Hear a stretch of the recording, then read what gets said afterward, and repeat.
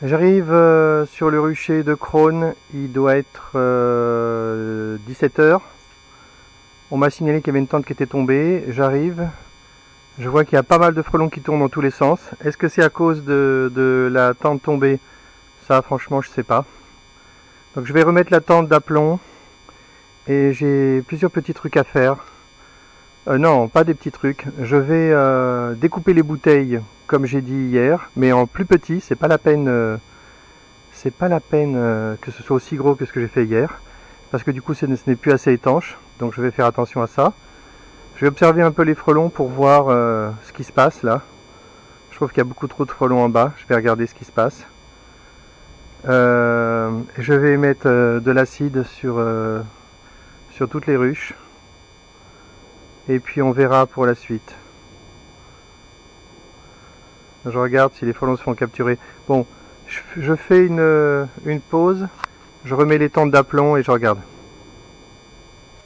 Bon, j'ai juste remis la tente, deux tentes d'aplomb qui étaient un petit peu, une qui était par terre, une qui était bancale, et je vais un peu observer pour voir ce qui se passe avec les frelons. Je veux comprendre si les frelons arrivent à faire du vol stationnaire, parce que là il y a beaucoup de frelons là présents ce soir. J'ai envie de voir ce que font les tentes. On va voir ça. Là il y a beaucoup de frelons. Hein.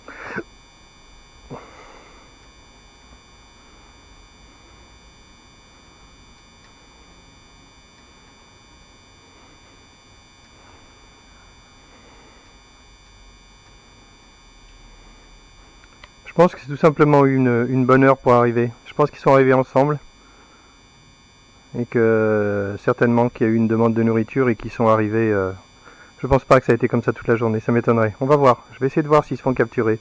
Je sais comment ils se comportent devant les tentes comme ça à cette heure-là. Avec que des tentes qui sont fonctionnelles là. Hein.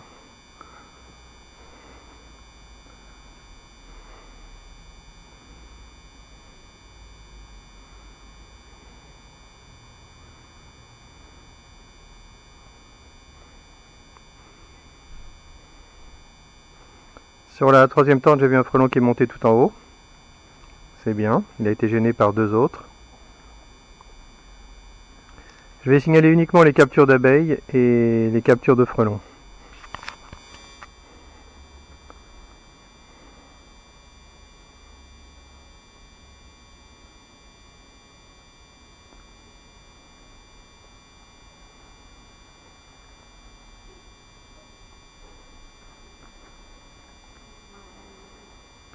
Troisième tente, il y a un frelon qui est monté tout en haut de la tente.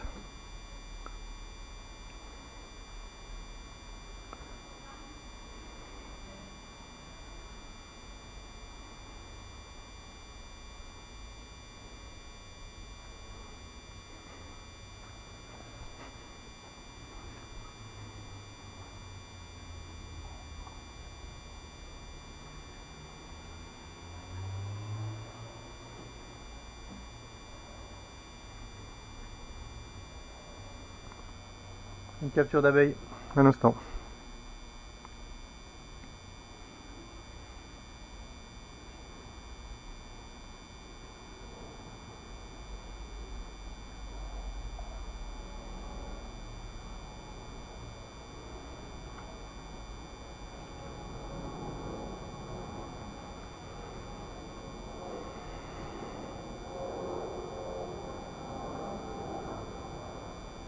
Un frelon. Un comportement bizarre sur la première tente.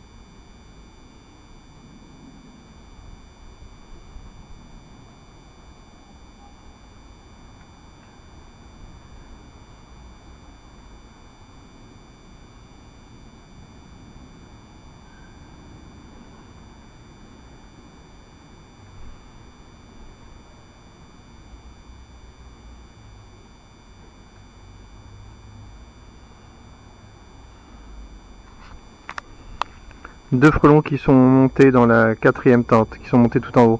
Il faudra que je vérifie qu'ils redescendent pas, quoi. Faut que je vérifie ça quand même. Hein. Regardez comment ils se comportent maintenant. Voir s'ils vont atterrir dans la bouteille. Ce serait bien quand même. Voilà, il y en a un qui est dans la poche, ou pas loin. Il en est sorti.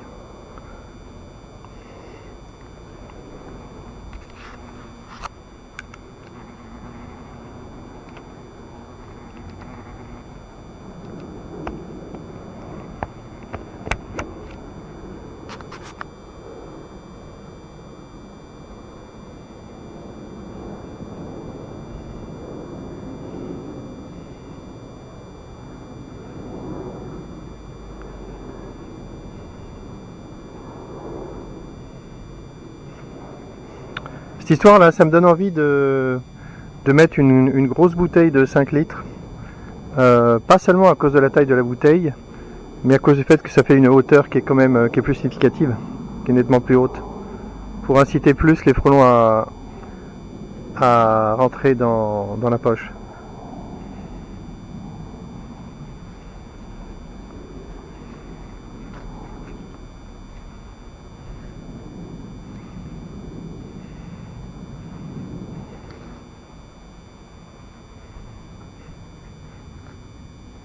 Pour l'instant, je considère que je suis pas intervenu. Hein. J'ai tapé sur aucun frelon.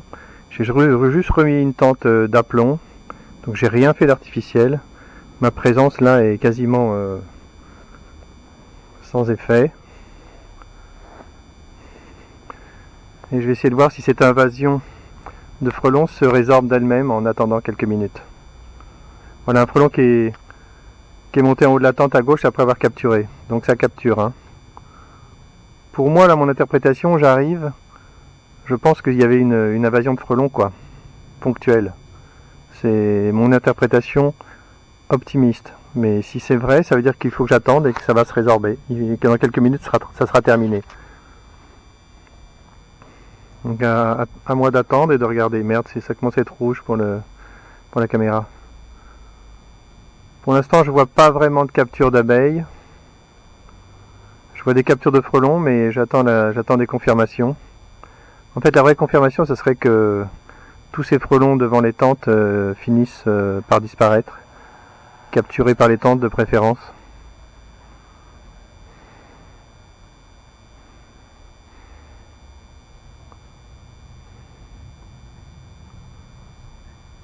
Voilà, à gauche, là, un frelon qui monte en haut de la tente. Hein.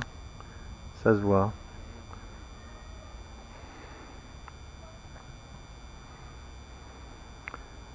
Là, sur la 2e tente, des frelons en haut de la tente, qui ne sont pas encore capturés.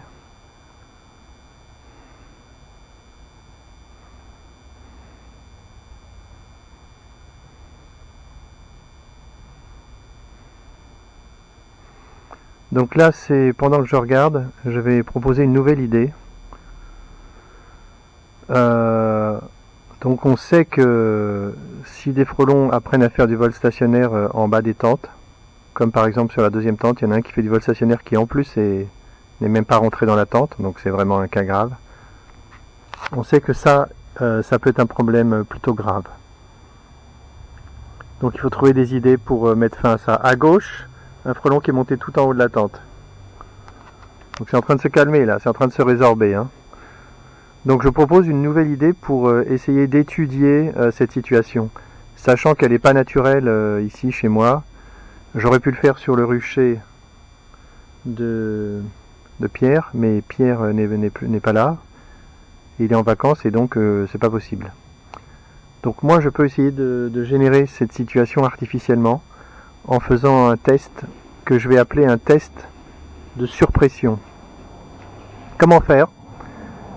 Eh bien je vais le faire, je vais attendre un peu que ça se calme là, si cette crise passe là. Donc pour faire mon test de surpression et tester des nouvelles idées pour protéger une ruche unique, la situation d'une ruche unique qui est pressurée par beaucoup de frelons. Beaucoup de frelons qui ne veulent pas partir, qui n'ont aucune raison de partir. Tiens, je fais juste un petit commentaire là sur les expériences qu'il y a sur la bouse en ce moment. Le plus vraisemblable, c'est que c'est l'interprétation que je donne pour l'instant en attendant d'avoir des feedbacks des testeurs. Hein. C'est toujours bien de réfléchir d'après la théorie et de faire des prédictions. Hein. C'est comme ça que ça marche en science. Si une théorie est valide, elle permet de faire des prédictions. C'est ça la théorie de la science. Donc, pour la bouse, les prédictions que je fais, c'est que si des frelons arrivent sur une ruche où il y a des bouses, où ça pue, bah, c'est clair que s'ils ont le choix d'un rucher qui est juste à côté, qui n'a pas de bouse, bah, ils vont aller sur l'autre rucher. Donc la bouse peut très très bien marcher. Mais on se doute que le potentiel de repoussement de la bouse, c'est extrêmement faible. Que dès que les frelons vont avoir un peu faim, ils vont revenir et la bouse ne les gênera pas du tout. Hein. J'ai une image à donner. Si on a le choix, nous, d'aller dans un restaurant normal et un restaurant qui affiche de la bouse à l'entrée, à l'accueil, on va choisir le restaurant normal. C'est clair. Par contre, si on crève de faim, on n'a pas bouffé depuis 3 semaines, on ira dans le premier restaurant, qu'il y ait de la bouse ou pas, on s'en fout. Là, ces frelons, c'est pareil. Donc voilà pourquoi la bouse pourrait donner l'illusion de fonctionner un peu. Et voilà aussi pourquoi il y a très peu de chances que ça aille très loin. Là, il y a sur la 3e tente.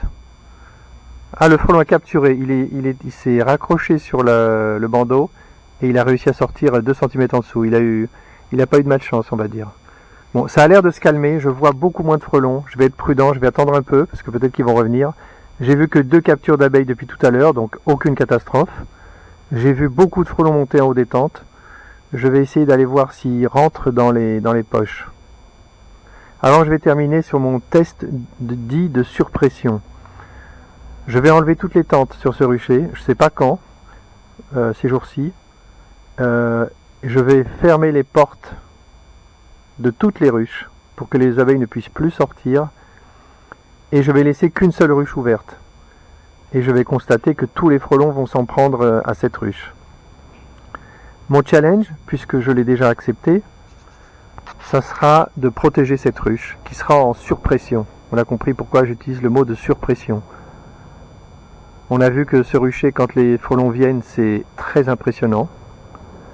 Eh bien, ce très impressionnant sera concentré sur une seule ruche. Autant dire que si j'arrive à maîtriser la situation sur cette ruche, j'aurai marqué des gros points pour la tente. Voilà pour les pistes, voilà pour la théorie. Je vais passer à l'action ces jours-ci avec cette idée nouvelle. Je continue d'observer les frelons, si possible, monter en haut des tentes. Je regarde un peu comme ça. Par rapport à tout à l'heure, il y a beaucoup moins de frelons. Je vais aller voir dans les poches pour voir si ça capture.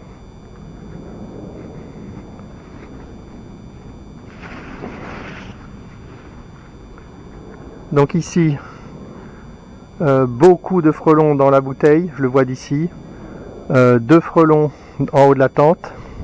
Beaucoup de frelons dans la poche. Je vais voir la confirmation en regardant par ici. Voilà, beaucoup de frelons dans la poche. C'est clair que ça va devenir urgent d'avoir des bouteilles qui capturent de façon fiable et définitive. Ça va devenir de plus en plus énervant de ne pas avoir ça. Ici, 2 frelons qui volent en haut de la tente avec des abeilles. Donc la tente marche parfaitement. Depuis tout à l'heure, je n'ai vu que 2 captures d'abeilles réussies. Mais il y a des captures qui ont généré des captures de frelons. Donc c'est très bon. Donc ici, pareil, hein, des captures réussies. Donc ça fonctionne parfaitement. Un frelon avec une abeille dans le bec. Un frelon qui chasse en bas, qui ne sait pas trop où il va. Et dans la bouteille, quelques frelons. Ici, des frelons nulle part. Ben ça, c'était la tente qui était par terre. Je ne sais pas si c'est un rapport. Ici, des frelons avec des abeilles dans le bec. Donc c'est bien, ça a capturé normalement. Et dans la bouteille, pas mal de frelons qui se sont fait capturer. Donc les captures dans les bouteilles en haut des tentes fonctionnent normalement. C'est plutôt bien ça. Maintenant, ce qu'il faut, c'est que ça se passe bien aussi devant les ruches. C'est quand même le plus important. Je rappelle qu'on se contrefout du nombre de frelons capturés dans l'absolu. Ce qui compte, c'est de protéger les ruches. La capture des frelons n'est qu'un moyen. Donc voilà un frelon là qui marche, ça marche hein. Un frelon qui est en train de monter en haut de la tente là. Il est en train de se faire capturer sans avoir capturé d'abeille, donc ça fonctionne. Il est arrivé, il s'est fait capturer.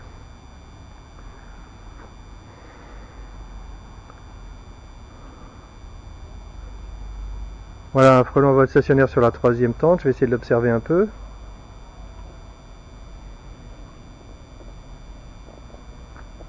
Très rapide, très vite. Un autre frelon énorme là qui fait la même chose sur la ruche d'après.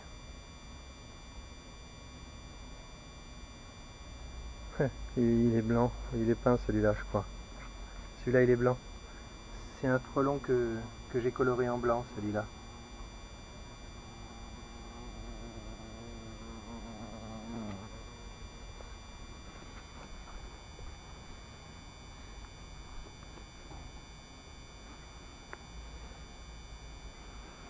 Bon, je vais attendre un petit peu, mais là, ça s'est totalement calmé. Je vais continuer d'observer un peu. Ça ferait plaisir de voir ces frelons qui volent en stationnaire se faire capturer. Les deux, là, dans la tente 3 et 4. C'est tout ce que je vois comme frelons en bas pour l'instant. Hein. Par rapport à tout à l'heure où il y avait 6 ou 7 frelons qui volaient dans tous les sens, c'est quand même très différent. Et ça va de soi que c'est grâce aux tentes que ça s'est arrêté. Hein. S'il n'y avait pas les tentes, ça ne serait certainement pas arrêté. Hein. C'est impossible.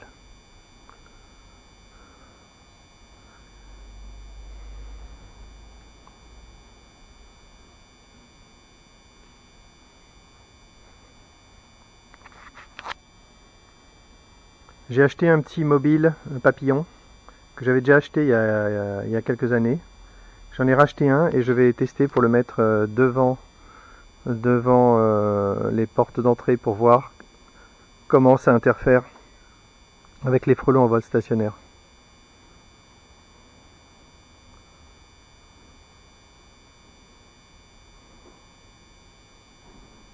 Le frelon complètement confus là-bas à droite, il devrait se faire capturer lui. Hein.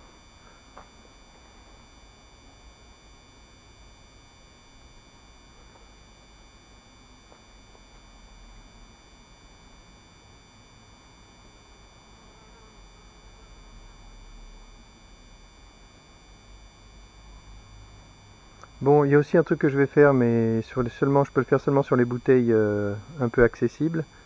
C'est découper le haut de la bouteille. Je pense que je vais pouvoir le faire que sur une seule bouteille. Enfin, je viens demain matin pour le faire. Parce que là, les frelons sont trop présents. Je risque de me faire gêner par les frelons. Bon, allez, montre-nous ce que tu fais là, frelon. Tu captures ou tu es capturé?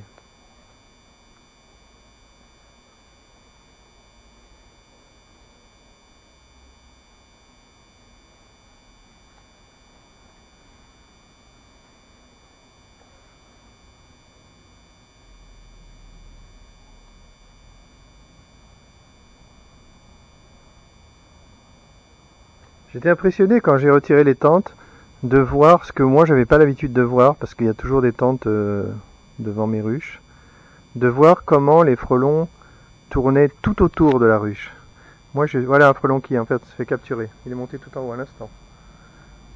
Moi j'ai l'habitude de voir les frelons bien devant les portes, bien devant les ruches, bien alignés, bien au bon endroit. Mais quand il n'y a pas les tentes, ça se passe pas comme ça du tout. Hein. Les frelons sont tout autour de la ruche. Ça change tout. Hein. Là, la tente canalise complètement le placement des frelons. C'est vraiment bien ça. Ça, je ne le savais pas, je l'ai vraiment découvert. Allez, frelon qui se tape là. Voilà, qui fait monter un frelon tout en haut. Voilà, un frelon tout en haut. Il a fait tomber un autre, bravo. Ah, il a fait tomber un autre qui avait une abeille. Génial, il l'a libéré. Bon, je suis assez d'accord qu'il faut essayer d'accélérer la capture des abeilles en haut. On est dans une logique de maximisation, donc il faut y aller. On va chercher à maximiser, à améliorer le haut de la tente pour capturer plus vite.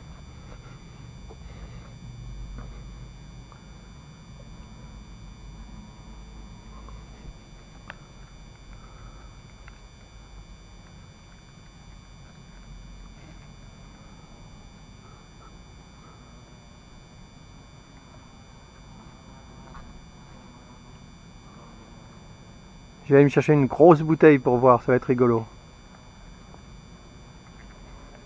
Une bouteille de 5 litres.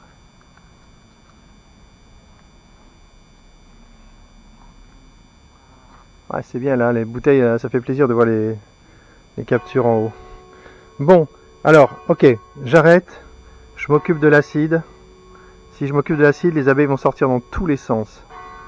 Donc je vais m'habiller, je vais découper une bouteille accessible et c'est bon. Pause, allez, une pause et je bosse. Voilà, très rapidement, j'ai fait un trou dans la bouteille, mais cette fois beaucoup plus petit.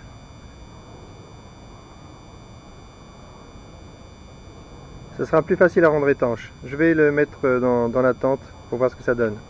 Allez, pause. Voilà, j'ai terminé. J'ai réussi à mettre de l'acide sur les 5 ruches. Donc 3 ruches barrées et 2 ruches exotiques, l'horizontale et la ruche panier. La ruche panier c'était un peu folklorique, donc j'ai fait des trous dans le panier en haut. Quelques trous et j'ai fait couler quelques gouttes d'acide dans les trous. Et là effectivement ça a un peu énervé les abeilles qui sont là en bas, là, qui s'énervent. Donc ça montre que ça a marché. J'ai fait couler de l'acide à l'intérieur.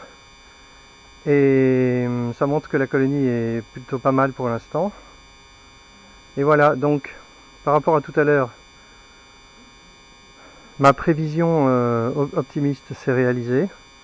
L'invasion de frelons qu'il y avait quand je suis arrivé s'est complètement résorbée toute seule. Moi j'ai rien fait, hein, j'ai rien fait du tout. Donc les frelons se sont fait capturer les uns après les autres. Et voilà, donc c'est plutôt bien. Là il y a un frelon qui vient encore de se faire capturer à l'instant même. Là, ce frelon était en bas, il vient de se faire capturer, il est en haut maintenant. Voilà, donc ça capture complètement normalement. Donc c'est bien. Alors je suis persuadé qu'il faut améliorer la capture des frelons en haut. Là sur la droite, il y a un frelon qui profite de l'agitation des abeilles. Il chasse en dehors de la tente, mais je ne serais pas surpris qu'il rentre dans la tente et qu'il se fasse capturer. Il y a trop d'abeilles, ça va être tentant.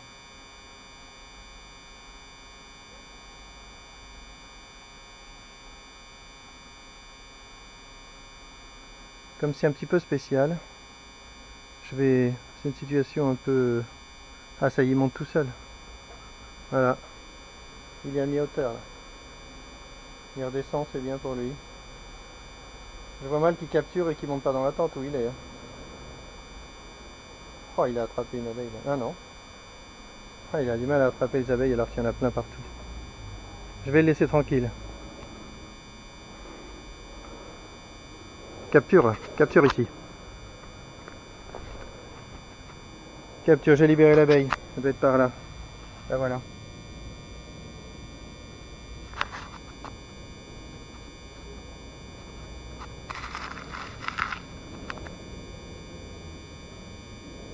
Et dans l'herbe, je sais pas si elle survivra. Le frelon est parti. Donc là, je vois vraiment extrêmement peu de capture d'abeilles. Hein. C'est vraiment complètement minime. Bon, les abeilles à gauche à droite s'agitent à cause de l'acide. Donc là maintenant, hey, je suis à jour sur les traitements à l'acide. Il faut que j'aille chez 2 ou 3 personnes pour faire la même chose. Et je serai à jour. J'ai eu du bol qu'il fasse pas froid en septembre-octobre, hein. Sinon c'était mort, hein, mon traitement. Bon.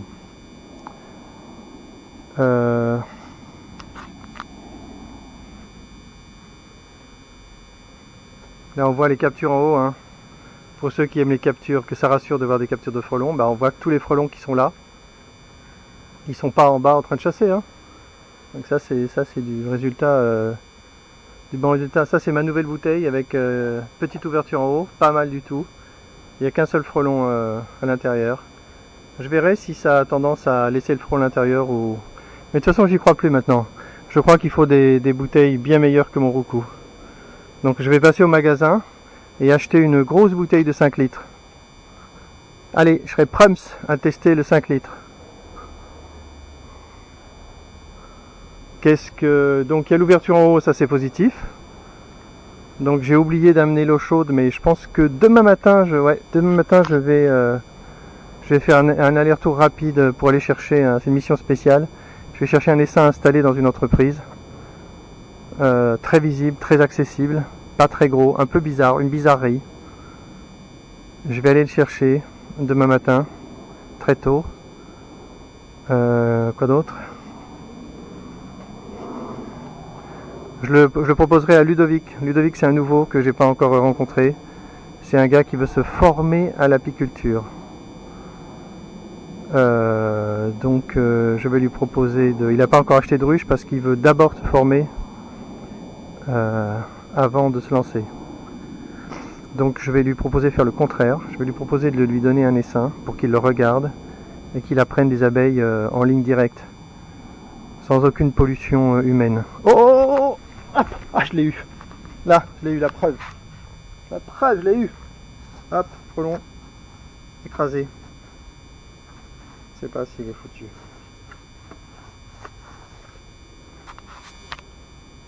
Je pense que je l'ai écrasé. Ah, je l'ai tapé à presque 2 mètres de haut. Donc une autre capture d'abeilles, tellement minime, tellement peu. Donc voilà pour le programme de demain. Je vais vite remplacer, mettre des meilleures bouteilles. Et puis, comme j'ai vu cette invasion ce soir, je vais attendre demain ou après-demain. Et ensuite, je vais faire le test de surpression.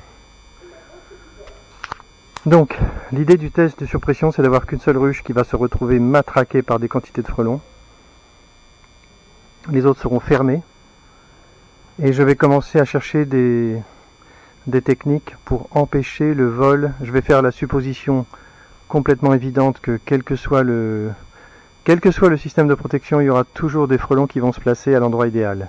C'est obligé, c'est une question d'essai et d'erreur, c'est obligé que ça arrive. Donc il faut l'admettre. Ensuite, on pourrait mesurer combien c'est, quel pourcentage c'est des frelons. Il se peut que ce soit très peu, il se peut que ce soit 3% des frelons qui à un moment donné finissent dans cette situation. Donc nous, on sait qu'avec les tentes, on va dire qu'à 90% on attrape les frelons, surtout les frelons découvreurs, ça on sait que c'est du 100%. Donc à un moment donné, quand on va considérer que la tente est un outil, un très bon outil, pour faire 80 ou 90% du boulot, et sur cette base-là, on va essayer de l'enrichir pour achever le travail. Donc on a déjà commencé avec les poches et les bouteilles, et là c'est énorme ce qu'on a fait.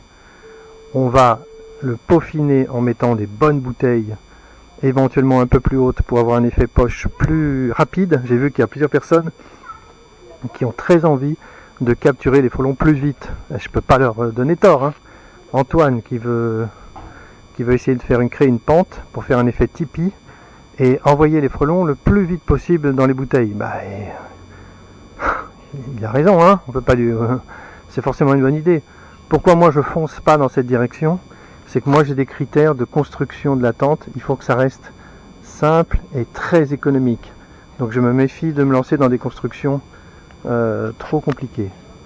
Donc l'année prochaine on aura du tissu maillé pour le voile blanc.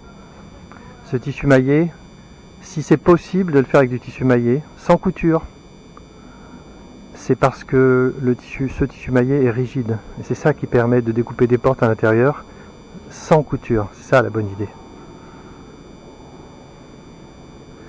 Donc il se trouve aussi que cet aspect tissu rigide permettra de fabriquer un tipi. Il suffit de découper en haut sur les bords et de replier vers l'autre côté du cadre et on a un tipi. Donc on pourra aussi tester le tipi à ce moment-là. Donc les idées, les améliorations, elles seront encore plus possibles. Voilà le frelon là qui était en vol stationnaire et qui est monté tout en haut de la tente. Donc c'est très très bien. Il avait l'air de chasser pas mal, mais là il est en haut de la tente. Donc c'est bien. Un autre qui arrive là à gauche. Je vais le surveiller pour voir s'il a le même sort. Très bien. Très très bien. J'ai rien fait, je suis pas intervenu artificiellement là depuis tout à l'heure. Et tous les frelons se sont fait avoir. Il y en a vraiment 2-3 qui sont partis avec une abeille. Mais il y en avait beaucoup au début, ils se sont tous fait capturer, envoyer en haut des tentes. Bon, donc d'accord pour l'effet tipi. Giovanni avait fait un tipi sur ses tentes. Lui, il est assez discret. Il faut voir sa vidéo d'un coup d'œil rapide pour voir qu'il a fait des tipis. Il a fait des tentes avec des tipis. Et je suis sûr qu'il en est super content. Et qu'il nous laisse nous dépatouiller en étant persuadé que c'est lui qui a raison. Donc Giovanni, j'ai vu tes tentes et ne fais pas le malin. Je sais très bien que tu as fait des super tentes et tu devrais pas hésiter à en faire la publicité. Allez, la tente Tipeee, pourquoi pas en 2023. Chacun, de toute façon, à partir d'une tente de base, on pourra facilement faire des montages différents et chacun pourra exercer sa créativité. Encore le frelon qui monte là. Chacun pourra choisir le montage qui lui plaît le plus, customiser sa tente. Je pense que ça fera que plaisir aux apiculteurs bricoleurs de faire leur propre solution à partir d'une base économique. Je pense que je peux arrêter. Je vais arrêter, je vais me rentrer. Je vais donc me préparer pour demain, récupérer les abeilles. Et là, j'oublie pas en rentrant d'aller chercher une grosse bouteille pour la tester. Et demain, j'oublie pas de revenir avec le thermos et de l'eau. J'ai testé le thermos toute la nuit, l'eau était encore chaude ce matin, ça marche hyper bien. Donc je vais revenir demain matin avec de l'eau brûlante et je détruirai les frelons avec l'eau très chaude. Voilà, ça se met en place petit à petit. Allez, fin de la vidéo.